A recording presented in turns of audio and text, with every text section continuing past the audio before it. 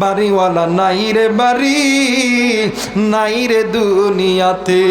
চোখেরই পলকে তুমি হতে পারো লাশ, চিরদিনই বন্ধ হবে তোমারই নিঃশ্বাস।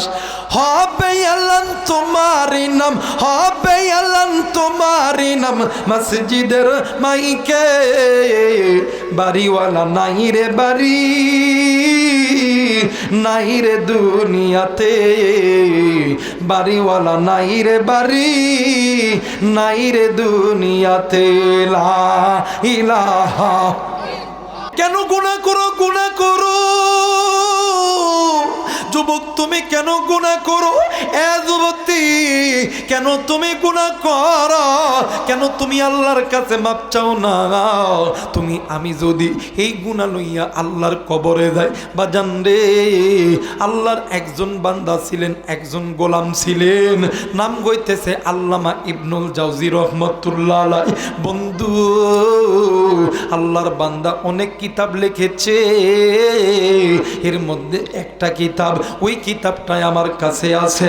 আল্লামা ইবনুল জাওজি রহমতুল্লাহ আলাইহি উনিউনুল হিকায়াত নামক কিতাবের ভিতরে শাম দেশের একটা ঘটনা বর্ণনা করেছে। শাম দেশের ভিতরে একজন মহিলা মা দুনিয়ার থেকে চলে গেছে। আল্লাহর বান্দিকে একটা কবরস্থানে দাফন করা হয়েছে। ওই কবরস্থানের পাশ দিয়ে প্রতিদিন মানুষ যাতায়াত করে, কিন্তু বন্ধু, যেই দিন থাইকা আল্লাহর বান্দিরে ওই কবরের ভিতরে দাফন করছে, মসজিদের মিনারে যখন আজান হয়, ওই কবরের ভিতর থেকে কে যেন ডাক দিয়ে কয়, আমারে বাঁচাও বাঁচাও বাঁচাও, আমি আর এই কবরের আযাব আমি আর সহ্য করতে পারি না। একটু আওয়াজ করে বলেন সুবহানাল্লাহ। মুসলমান ভাইরা আমার, বন্ধুগণ, এক কলিজার টুকরা বাবা দে, এ নওগাঁর মুরব্বী, এ রাইনাগরের যুবক ভাইরা রে, ঘটনা কমে রাত্রি গভীর হয়ে গেছে ভাইয়া, আমি কৃপণতা করব না বাজান রে, সময় যত লাগবে আমি আপনাদেরকে দিব। ও বন্ধু, কেন তুমি তওবা করবা না? কবরে যেতেই হবে, এই জন্য আল্লাহর কাছে তওবা করতে হবে। আমার আল্লাহ ওই বান্দা ওই বান্দিকে বেশি ভালোবাসে যেই বান্দা বান্দি সদা সর্বদাই আল্লাহর কাছে তওবা করে। একটু আওয়াজ করে বলেন সুবহানাল্লাহ। আল্লাহ ওই বান্দা ওই বান্দিকে সবচাইতে বেশি পছন্দ করে যেই বান্দা আল্লাহর কাছে বেশি তওবা করে। সুবহানাল্লাহ বলবেন না? এই জামানার ভিতরে একজন মানে আল্লাহর গোলাম ছিলেন, নাম হইতেছে আহমদ ইবনে হাম্বল। একটু আওয়াজ করে বলা যাবে না আল্লাহু আকবার? আল্লাহর বান্দা একদিন এক রুটি বিক্রেতার দোকানে বসে আছে। আল্লাহর বান্দা ডাক দিয়ে কয়, ভাইয়া তুমি যদি অনুমতি দাও তাহলে আমি তোমার এই রুটির যে আগুন জ্বলতেছে এটা তাপ নিতাম। সুবহানাল্লাহ বলবেন না? আর রুটিওয়ালা ডাক দিয়ে কয়, হুজুর নেন, সমস্যা নেই। কিন্তু আহমদ ইবনে হাম্বল ওই আগুনের তাপ নিতেছে আর ওই ব্যক্তির চেহারার দিকে তাকায় আছে, দেখতেছে ওই ব্যক্তি আটা মাখতেছে, বলতেছে আস্তাগফিরুল্লাহ। ওই ব্যক্তি রুটি গোল্লা করতেছে, আস্তাগফিরুল্লাহ। রুটি বানাইতেছে, আস্তাগফিরুল্লাহ। ওই ব্যক্তি রুটি তাওয়ার উপর দিতেছে, আস্তাগফিরুল্লাহ। রুটি তাওয়ার থেকে নিতেছে, আস্তাগফিরুল্লাহ। এরপরে রুটি বিক্রি করতেছে, আস্তাগফিরুল্লাহ। রুটির টাকা দিতেছে, আস্তাগফিরুল্লাহ। এরপরে টাকা ফেরত দিতেছে, আস্তাগফিরুল্লাহ। জোরে কোন আল্লাহু আকবার। আহমদ ইবনে হাম্বল ডাক দেখে, কি ব্যাপার? এই ব্যক্তি এমন করে আস্তাগফিরুল্লাহ আস্তাগফিরুল্লাহ বলতেছে। আমার মেয়েরা, আল্লাহর বান্দা আহমদ ইবনে হাম্বল ডাক দিয়ে কই, ভাইয়া তুমি যেই এই তো রুটি বিক্রয় করতেছ, রুটির আটা মাখতেছ, এরপরে রুটি বানাইতেছ, রুটি তাওয়ায় শিখতেছ, রুটি বিক্রয় করতেছ, আপনি সব জায়গায় আস্তাগফিরুল্লাহ আস্তাগফিরুল্লাহ কারণ কি? ডাক দিয়ে কই, হুজুর আমার আল্লাহ আমার মালিক আমার রব। এই আস্তাগফিরুল্লাহর ফজিলতের কারণে আল্লাহ আমারে ভালো রাখছে। বাজান রে, আমার নবী বলছে যদি কোনো বান্দা এই আস্তাগফিরুল্লাহর আমল বেশি বেশি করে, আল্লাহ তাআলা ওই বান্দার সদা সর্বদা সমস্ত জরুরত আমার আল্লাহ মিটায় দিবে। একটু আওয়াজ করে বলেন সুবহানাল্লাহ। মুসলমান ভাইরা আমার বন্ধুগণ, আল্লাহর বান্দা ডাক দিয়ে কই হুজুর, হুজুর আমি এই আস্তাগফিরুল্লাহর আমল যেই দিন থাইকা করছি, আমি আমার আল্লাহর কাছে যা চাইছি আমার আল্লাহ আমারে তাই দিছে গো হুজুর। কিন্তু হুজুর গো, আমি একটা জিনিস আল্লাহর কাছে চাইছি, ওইটাই এখনো পাই নাই। ডাক দিয়ে কই কি জিনিস চাইছো বলো না। ডাক দিয়ে কই হুজুর জামানার বড় আলেম, আমি বলছিলাম আল্লাহ জামানার বড় একজন আলেম আছে, নাম হইতেছে আহমদ ইবনে হাম্বল। আল্লাহ আল্লাহর ওই বান্দার সঙ্গে আপনি আমার সাক্ষাৎ করায়া দেন। কিন্তু জানি না আমার আল্লাহ দিবে কি দিবে না। আমার শেষ ইচ্ছাটা এইটাই, আহমদ ইবনে হাম্বলকে আমি একটু দেখতে চাই। আহমদ ইবনে হাম্বল দুই চোখের পানি ছেড়ে দিয়া ডাক দিয়ে কই ভাইয়া তুমি আমার দিকে তাকাও। ডাক দিয়ে কই কেন তাকাবো? ডাক দিয়ে কই বাইরে আমার আল্লাহ তোমার দোয়া কবুল করছে। ওই ব্যক্তি ডাক দিয়ে কই হুজুর গো, মানে কি বুঝলাম না। ডাক দিয়ে কই ভাইয়া আমার আল্লাহ তোমার আস্তাগফিরুল্লাহ এমন ভাবে কবুল করছে, আমার আল্লাহ আহমদ ইবনে হাম্বলকে তোমার দোকানের মেহমান বানাইছে। একটু আওয়াজ করে বলেন আল্লাহু আকবার। এ মুসলমান বাদান্নে আমার, এই জন্য আস্তাগফিরুল্লাহর আমল বেশি বেশি করা দরকার। অনেকের ঘরের ভিতরে অভাব আছে, আপনি বেশি বেশি আস্তাগফিরুল্লাহ তেলাওয়াত করেন। আপনি বিপদে পড়েছেন, আপনি বেশি বেশি আস্তাগফিরুল্লাহ পড়েন। আপনার মেয়ের বিয়ে হয় না, আপনি বেশি বেশি ইস্তেগফার পড়েন। আপনি আস্তাগফিরুল্লাহ আস্তাগফিরুল্লাহ বেশি বেশি তেলাওয়াত করেন। আমার আল্লাহ আসমান থেকে ওই ব্যক্তির সমস্ত সমস্যা মিটায়া দিবে। মুসলমান মেয়েরা আমার বন্ধুগণ, ওই কবরের ভিতরে আযাব, এত আযাব। মসজিদের মিনারে যখন আযান হয়, ওই কবরের ভিতরে ডাক দিয়ে কই আমি পারি না, আর পারি না, এই কবরের আযাব আর সহ্য করতে পারি না। এ বন্ধু, ওই এলাকার ভিতরে কিছু দিনী তাবলিগের লোকেরা এসেছে। আসার পর ওই দিনে তাবলিগের মানুষগুলি ওই রাস্তা দিয়ে যখন যায়, ওই কবরের ভিতর থেকে এই আওয়াজটা শোনার পরে এই দিনে তাবলিগের মানুষগুলি এলাকার আলেমদেরকে নিয়ে, মুরব্বীদেরকে নিয়ে মশওয়ারা করতে বসে গেছেন। ডাক দিয়ে কই ভাইয়া এই কবরের ভিতর কারে দাফন করা হয়েছে? আযান যখন মিনারে হয়, এই কবরের ভিতরে কেন আযাব বেশি আসে? ও বন্ধু, আল্লামা ইবনুল জাওজি রহমতুল্লাহ আলাইহি বলেন আলেমদের একটা মশওয়ারা হইছে। মশওয়ারা হইয়া আলেমরা একতাবদ্ধ হয়ে বলেন এই ব্যক্তির যদি ছেলে হোক কন্যা হোক, ছেলে হোক মেয়ে হোক, যদি কোনো সন্তান থাকে আল্লাহর কোরআন তেলাওয়াত করতে বলো। আল্লাহ এই তেলাওয়াতুল কোরআনের ওসিলায় আল্লাহ ওই কবরের আযাবগুলোকে মাফ করে দিবে। মুসলমান ভাইরা আমার বন্ধুগণ, এই জায়গায় অনেক যুবক আছেন, অনেক মুরব্বী আছেন গো আমার ভাইরা আমার বন্ধুরা রে। নিমিষের ভিতরে এই বরগোসা গ্রাম থেকে বাজান সৌদি আরবের খবর পাওয়া যায়, এরপরে আরব আমিরাতের খবর পাওয়া যায়, আমেরিকার খবর পাওয়া যায়। কিন্তু বাজানে এই তো বাড়ির কাছে মা বাবার খবর, এই খবরের খবর কিন্তু তোমার আমার কাছে নাই। আজকে জানি না রে এই ময়দানে কার জানি মানা আমি জানি না এই ময়দানে কার জানি বাবা নাই, কার মা জানি কবরে, কার বাপ জানি কবরে, কার মা জানি কান্দে, কার বাপ জানি কান্দে, কার মা কার বাবা জানি ডাক দিয়ে কই বেটা রে, এ বেটাও তুমি দুনিয়াতে অর্থ সম্পদ পাইয়া, তুমি স্ত্রী সম্পদ পাইয়া তুমি তুমি তুমি আনন্দে ঘুরতেছ, একটা বার কি আমি মায়ের কথা মনে হয় না, একটা বার কি আমি বাবার কথা মনে হয় না? বেটা তোমার জন্য দুনিয়াতে কত ওয়াক্ত নামাজ কাজা করছি, বেটা তোমার জন্য ঘুষ খাইছি, বেটা তোমার জন্য সুদ খাইছি, বেটা তোমার জন্য চাকরি করছি, এ বেটা আজকে আমার কবরে আযাব হয়, তুই কেমন নাফরমান সন্তান, আজকে তুই আমার জন্য দোয়া করলি না। আজকে এই ময়দানে জানি না কার জানি মা নাই, কার জানি বাবা নাই, কার মায়ের কবরে জানি জাহান্নামের আগুন জ্বলে, কার মা জানি কান্দে, কার মা জানি কবরে আযাব সহ্য করতে পারে না। আরে যুবক আজকে তুই কোন দুনিয়ার দোকায় পড়লি, আজকে তুই স্ত্রী সন্তান লইয়া, আজকে তুই মানে আজকে তুই কোটি কোটি টাকার মালিক, আজকে তুই ডাক্তার, আজকে তুই ইঞ্জিনিয়ার, আজকে তুই প্রবাসী বিদেশ থাকিস, আজকে তুই রিক্সা চালাস, ভ্যান চালাস, তুই স্ত্রী সন্তান নিয়ে আরামে ঘুমাস, কিন্তু বাড়ির কাছে মায়ের কবর, ওই কবরটাকে জিয়ারত করার তোর সময় হয় না।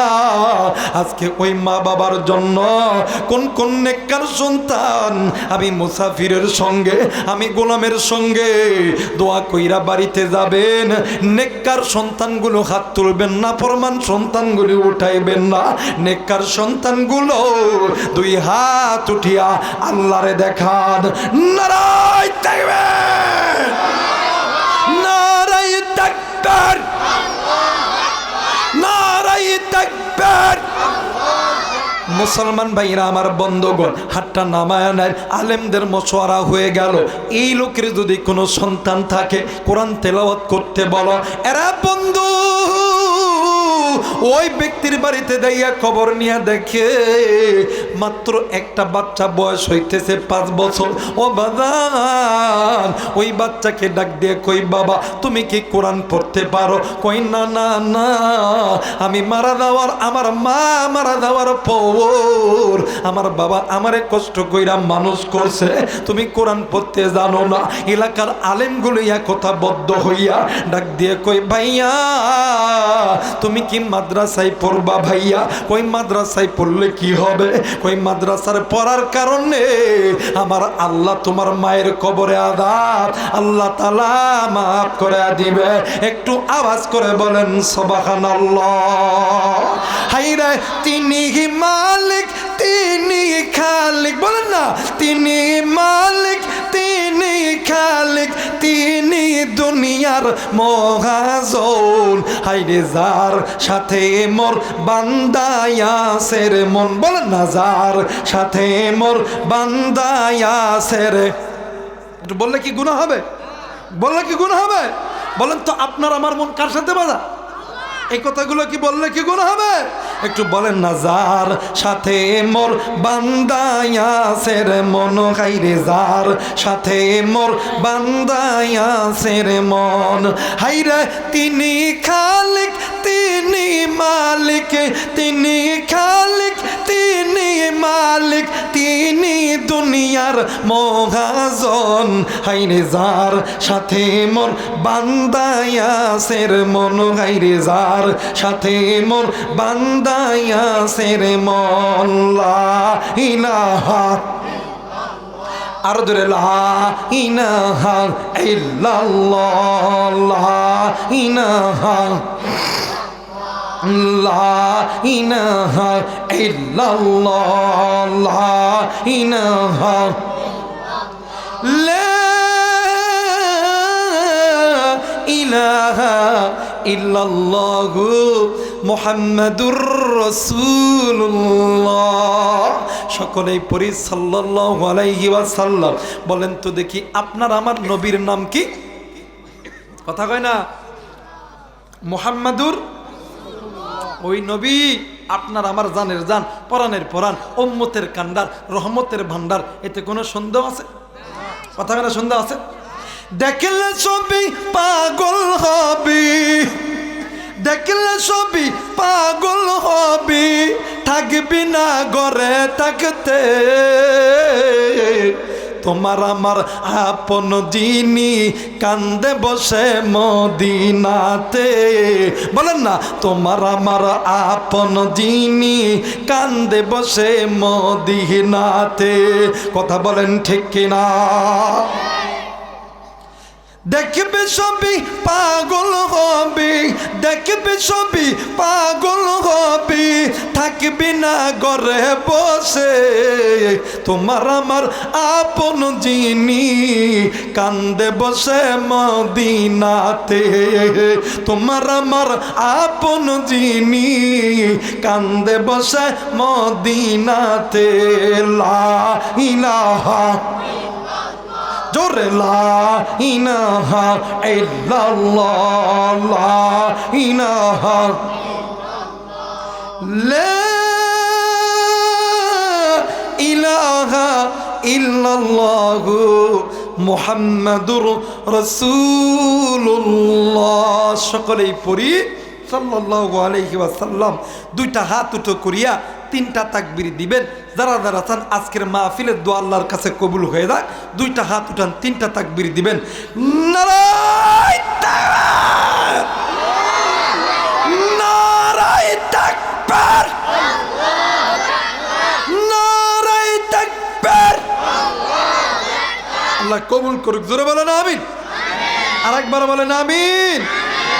এবারে আল্লাহর বান্দা আলেমরা একজোট হয়ে ডাক দেখে, বাবা তুমি কি কোরআন পড়বা? কই কোরআন পড়লে কি হইব? কই তোমার মা বাবার কবরের আযাব আল্লাহ মাফ করে দেবে। মা বাবার কি কবরের আযাব মাফ হয়ে যাবে।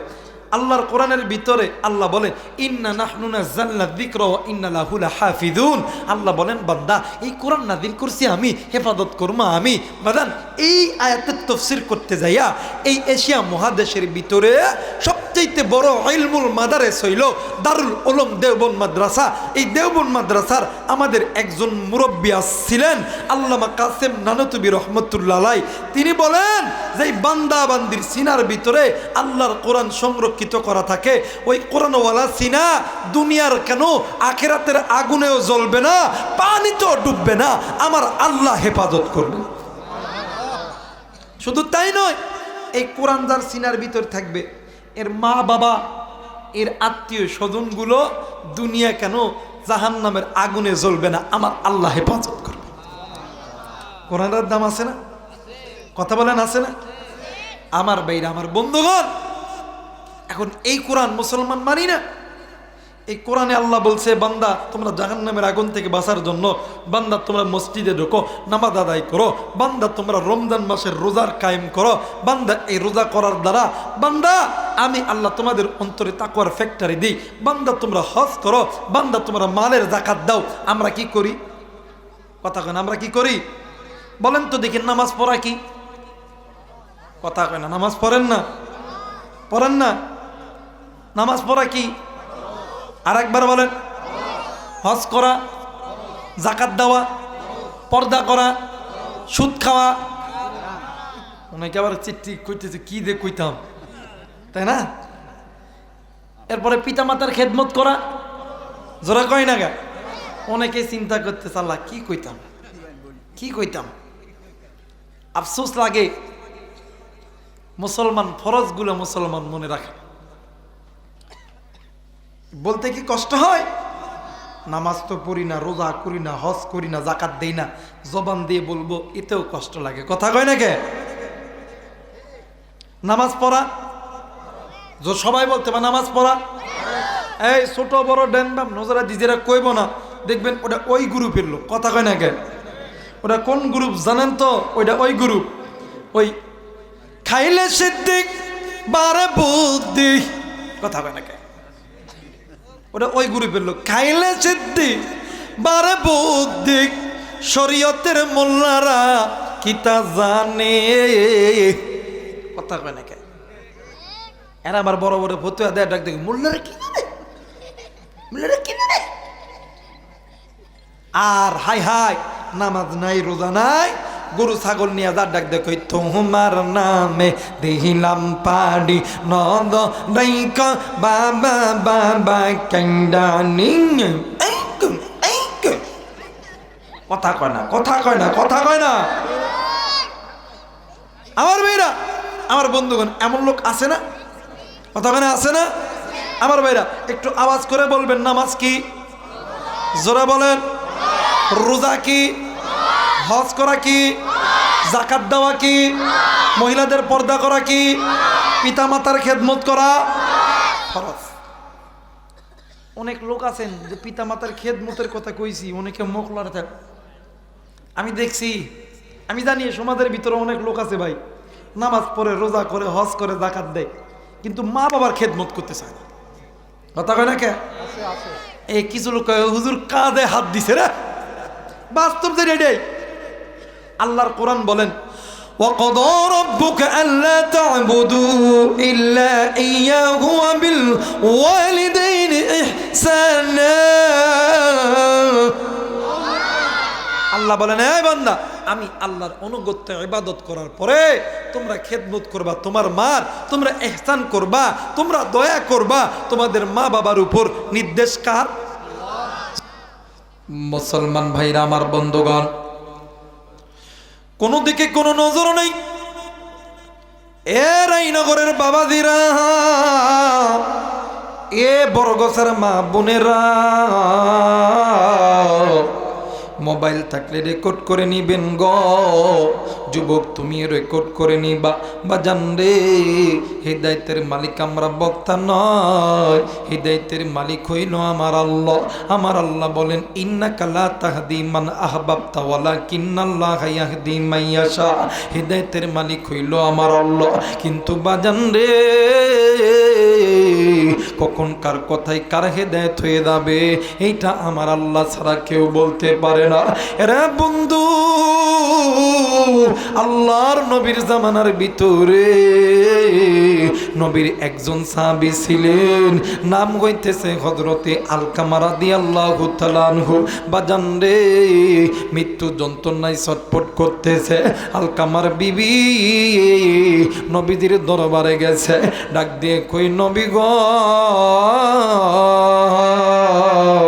ইয়া রাসূলুল্লাহ, ইয়া হাবিবাল্লাহ, ও নবীজি, আপনার আলকামা মৃত্যু যন্ত্রণায় ছটফট করতেছে। হুজুর,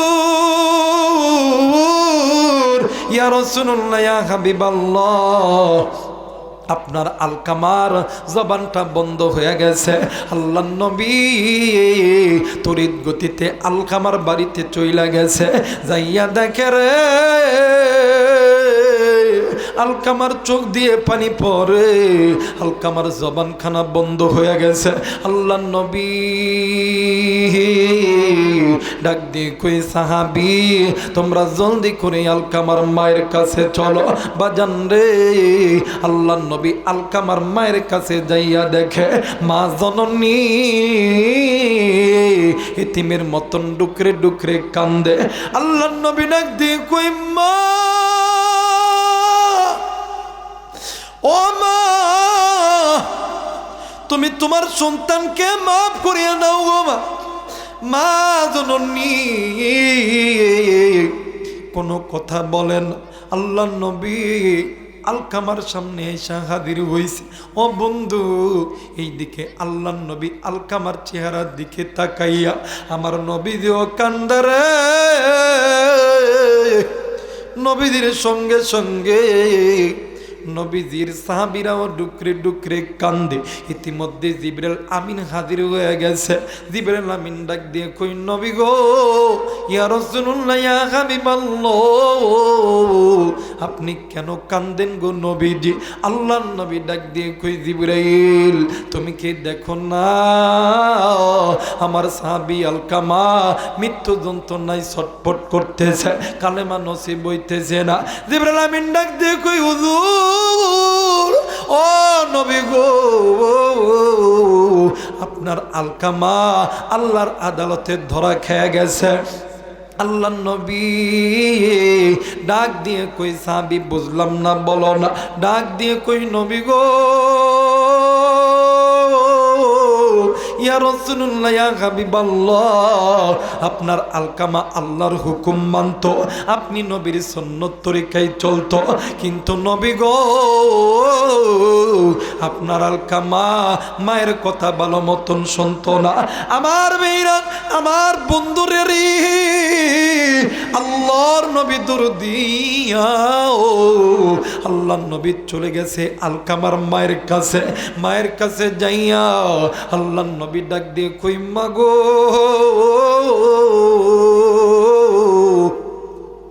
তুমি তোমার সন্তানকে মাফ করিয়া দাও, কারণ তোমার সন্তান তো আল্লাহর আদালতে ধরা খেয়ে গেছে। এই জায়গায় অনেক মা আছে, অনেক বাবা আছে,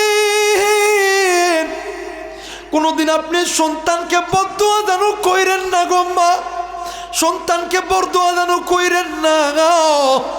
তুমি যদি সন্তানকে বরদুয়া করো গো, আমার আল্লাহ কোনদিন ওইটা খালি হাতে ফেরত দিবে না। কোনো মা কোনো বাবা সন্তানকে বরদোয়া করতে দেরি, ওই বরদোয়া লাগতে বেশি দিন দেরি হইবে না। এইবারে আল্লাহর নবী ডাক দিয়ে কই, মা গো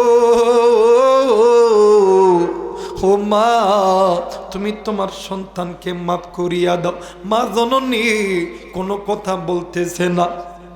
বাজান রে, এক পর্যায়ে আল্লাহর নবী ডাক দিয়ে কই, সাহাবীরা রে তোমরা জলদি করে খড়ি আনো, আগুন জ্বালাইয়া দাও, আমি নবীজি নিজ হাতে আমার সাহাবীরে আগুনে জ্বালাইব।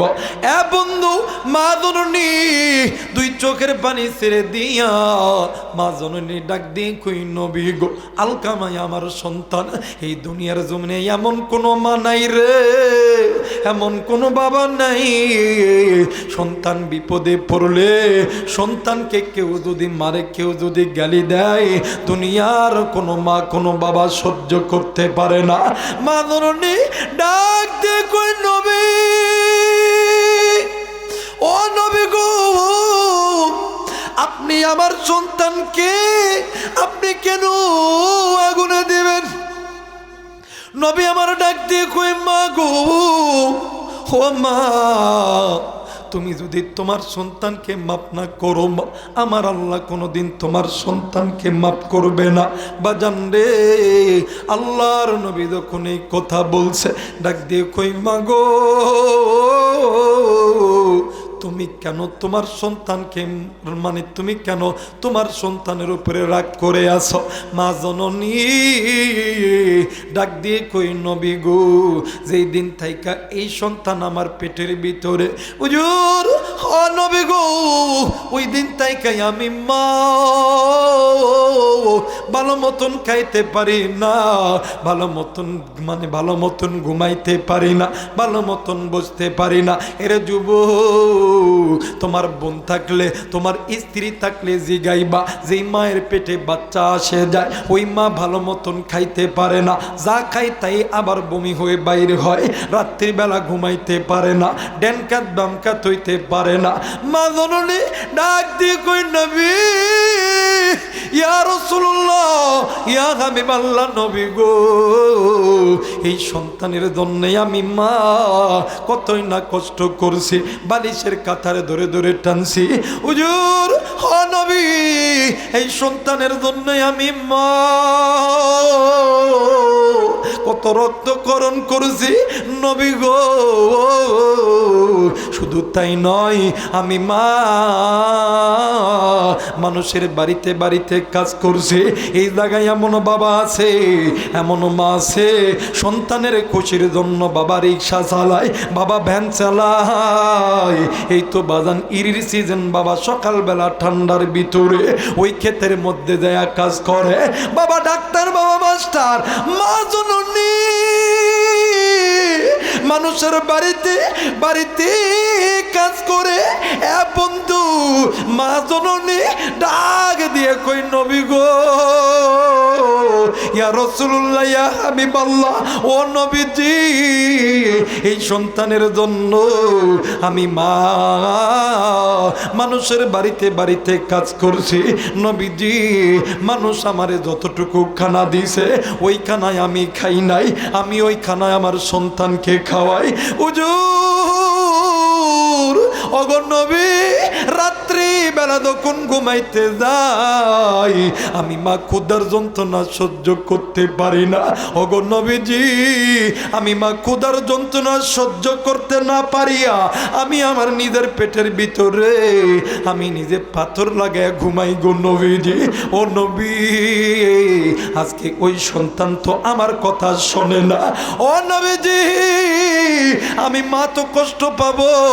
আল্লাহ নবী ডাক দিয়ে কই মা, আল্লাহ নবী ডাক দিয়ে কই মা, এই জন্যই তো তোমার সন্তান আল্লাহর দরবারে ধরা খাইছে। নবী আমার ডাক দিয়ে কই মা গো, তুমি যদি তোমার সন্তানকে মাফ না করো মা, আমার আল্লাহ তোমার সন্তানকে মাফ করবে না, আল্লাহ তোমার সন্তানকে জাহান্নামে দিবে। এই জায়গায় অনেক যুবক আছো, অনেক যুবতী আছো, অনেক মুরব্বী আছো, মায়ের সঙ্গে খারাপ ব্যবহার করছো, বাবার সঙ্গে খারাপ ব্যবহার করছো রে। আজকে এই জায়গায় মা থাকলে, আজকে এই জায়গায় বাবা থাকলে, বাবার সাথে মাপ চাও, আমার আল্লাহ তুরে মাপ করে দিবে। এ যুবক, আল্লাহ নবী ডাক দিয়ে কই মা, তুমি যদি তোমার সন্তানকে মাপ না করো আমার আল্লাহ মাপ করবে না। মা ডাক দিয়ে কই নবী গো, ইয়া রাসূলুল্লাহ, ইয়া হাবিবাল্লাহ, কেমনে করে মাপ করব, কেমনে করে মাপ করব? ডাক দিয়ে কই মা গো, দুইটা হাত উঠে দেন, আমার আল্লাহর কাছে বলেন না, আমার আল্লাহ কবুল করবে। আল্লাহু আকবার। এ বন্ধু, মা জননী হাত তুলিয়া ডাক দিয়ে কই আল্লাহ, আমার সন্তান আমি মারে কষ্ট দিছে, আল্লাহ আমি মা কষ্ট পাইছি, আল্লাহ আমি আমার সন্তানকে মাফ করিয়া দিলাম। কিতাবের লেখক লেখে, মা জননী হাত তুলতে দেরি আমার আল্লাহ হালকা আমার জবান থেকে কালেমা বাহির করতে দেরি করে নাই। একটু আওয়াজ করে বলেন সুবহানাল্লাহ। মুসলমান ভাইরা আমার বন্ধুগণ, জানি না এই ময়দানে কার জানি মা নাই, কার জানি বাবা নাই রে। আজকে কার মা জানি এই কবরস্থানে শুইয়া আছে, কার বাপ জানি কবরস্থানে শুইয়া আছে, কার মায়ের কবরে জানি আযাব হইতেছে।